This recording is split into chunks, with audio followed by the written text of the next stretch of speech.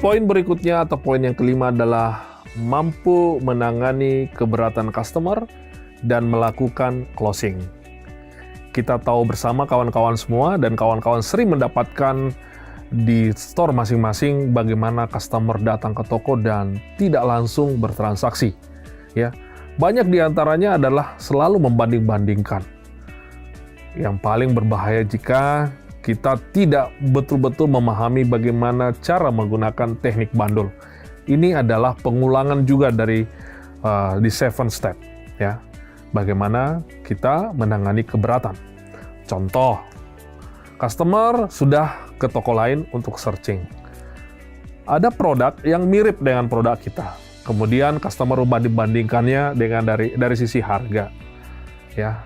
Nah, di sini kita harus pahami bahwa customer ini bukan rival kita. Customer ini bukan datang untuk mengkomplain kita kenapa harga kita murah, kenapa harga kita mahal, kenapa harus dijual seperti ini dan lain sebagainya. Mereka itu datang dan kita harus menggunakan mindset kita adalah mereka adalah partner kita. Kita punya goal yang sama bagaimana solusi kita berikan terhadap permasalahan yang customer inginkan. Nah, teknik bandul ini mari kita tarik dulu customernya. Contoh, benar Bu, produk ini jauh atau sedikit lebih mahal dari produk yang Ibu lihat, tapi mempunyai benefit yang berbeda. Pertama, benefit yang paling utama adalah A, B, C. Nah, kemampuan dari product knowledge adalah salah satu hal juga yang sangat penting untuk menggunakan teknik bandul ini. Kemudian ada juga teknik bagaimana menutup customer ke arah pertanyaan yang terlalu luas dengan menggunakan teknik closing. Ya. Nah, tapi hati-hati, lihat dulu kondisi saat itu kapan kita harus menggunakan pernyataan-pernyataan tertutup. Karena kalau pernyataan tertutup, ini jawabannya hanya dua, iya atau tidak. Tidak ada lagi satu hal untuk bisa menggali dan lebih jauh. Untuk itu, hindari kata-kata tidak bisa. Hindari kata-kata tidak bisa, karena kata-kata tidak bisa ini akan menutup segala sesuatunya. Customer langsung ilfeel, ya, tidak senang. Untuk itu, di sini kita akan belajar tentang teknik diplomasi. Silakan kita akan lihat di slide berikutnya. Teknik diplomasi ini sangat penting, yaitu bagaimana kita memilih kata dengan gestur kita berhati-hati dalam menyampaikan pendapat dengan menggunakan kata-kata atau kalimat yang lebih berpeluang diterima customer. Ya, contoh case-nya adalah customer ini sudah deal dari sisi produk, tetapi menginginkan diskon ekstra. Nah, bagaimana cara kita memberikan suatu pernyataan atau teknik diplomasi sehingga cara kita menolaknya itu tidak kasar? Nah, misalkan customer menginginkan percepatan pengiriman. Kira-kira bagaimana cara memberikan satu kalimat atau pernyataan yang membuat diplomasi kita kepada customer ini dapat diterima? Misalkan seperti ini, ya. Customer ingin percepatan atau pengirimannya dipercepat. Kita sampaikan, Bapak Ibu, untuk memberikan satu pelayanan yang lebih dan memastikan produk-produk yang Ibu beli itu sesuai, kami butuh waktu sesuai dengan yang ada saat ini, yaitu 2 atau 3 hari. Jika Ibu menginginkan 1 hari, biasanya akan dikenakan satu charge atau biaya lebih. Untuk apa? Untuk menambah orang, untuk mempercepat semua apa yang Ibu inginkan. Itu adalah teknik kita, ya. Sehingga dalam kata lain sebenarnya tidak ada yang tidak bisa. Kalau dia mau bayar, ya mempercepat, kita bisa lemburkan dengan biaya itu, ya. Nah, itu kawan-kawan. Nah, untuk itu kawan-kawan, seperti yang saya kasih contoh di depan, silakan implementasikan hal ini, silakan role play, karena cara berdiplomasi, ya, menyampaikan sesuatu dengan keberatan-keberatan customer sehingga kita bisa lebih memberikan satu solusi tanpa melihat dari masalah customer itu, kita bisa mendapatkan satu kesepakatan yang baik dengan customer. Contoh, bisa teman-teman lakukan seperti yang ada di layar.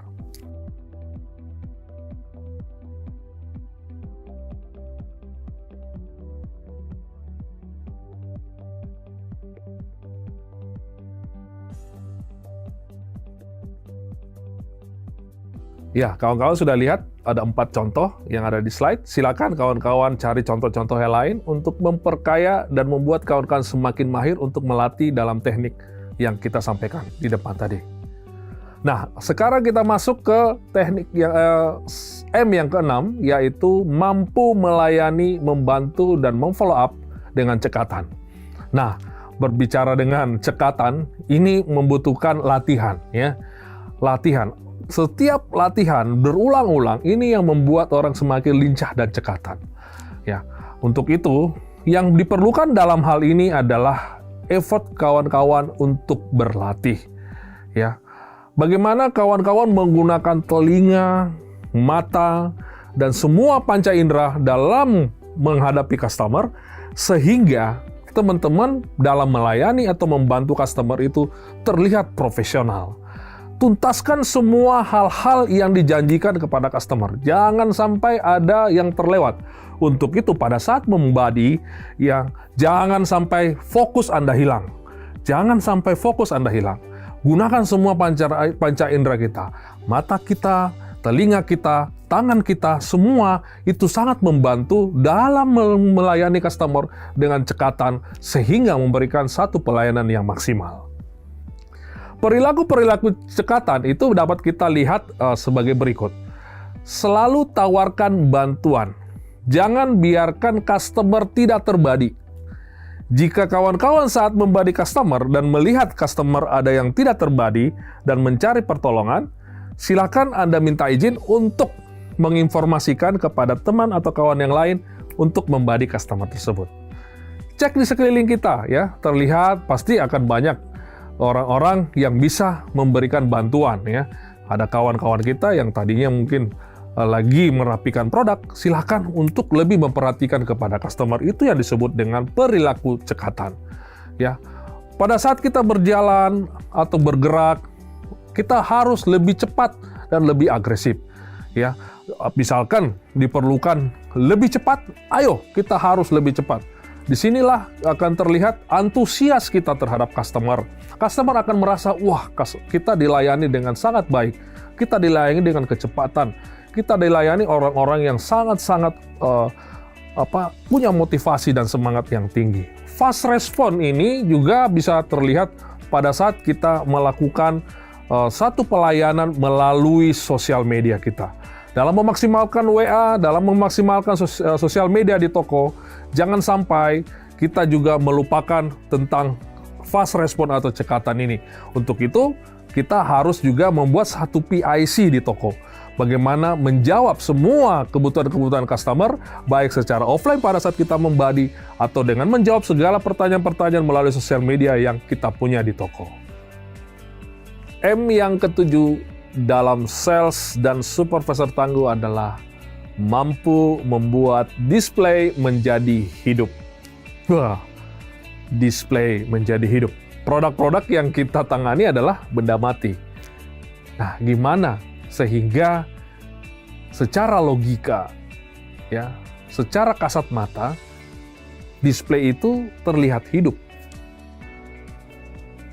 Dalam basic display, kita biasa mengenal dengan sebutan AIDA. A-nya adalah attention. Dalam display, kita harus memperhatikan kira-kira hal apa yang membuat customer menjadi attention atau perhatian terhadap customer, terhadap display tersebut. Itu adalah A-nya, ya. Di saat kita membuat satu display padu padan antara satu produk dengan produk yang lain, tentunya adalah lihat fungsi dari produk tersebut. Kemudian lihat harga antara satu produk dengan produk yang lain. Kemudian lihat warna dari produk dengan produk yang lainnya. Kemudian kita berikan signage dan POP yang jelas sehingga dari jauh customer melihat display kita dan tertarik dengan attention tadi. Semakin dia mendekat, muncullah interest. I-nya tadi. Bagaimana supaya dia interest? Jangan sampai padu padan dan harmonisasi dalam display kita tidak masuk, mix and match-nya. Perpaduan warnanya. Ya. Adjacency dari produk-produk yang kita tampilkan.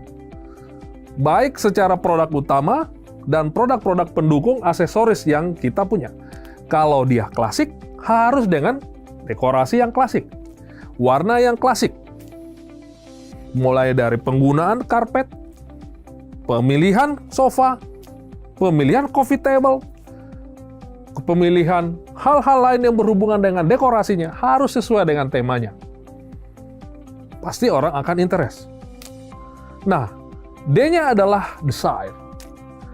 Orang akan bergairah melihat, wah, luar biasa ya displaynya, cakep ya. Disesuaikan dengan posisinya, di sudut, apakah di ruang tengah, ataukah dia di wall, dan lain, dan tempat-tempat yang disesuaikan dengan kondisi store kita. Carilah lokasi yang tepat dengan produk yang tepat. Sehingga semua yang kita harapkan tadi membuat customer menjadi desire, dan A adalah yang terakhir, AIDA A-nya adalah action. Display yang hidup membuat customer menjadi pengen mencoba. Di saat sudah mencoba, ayo kita masuk. Lakukanlah demo. Lakukanlah cara-cara kita dengan produk list kita. Pasti, dari display kita yang hidup, kita akan lebih mudah untuk menjual produk-produk kita.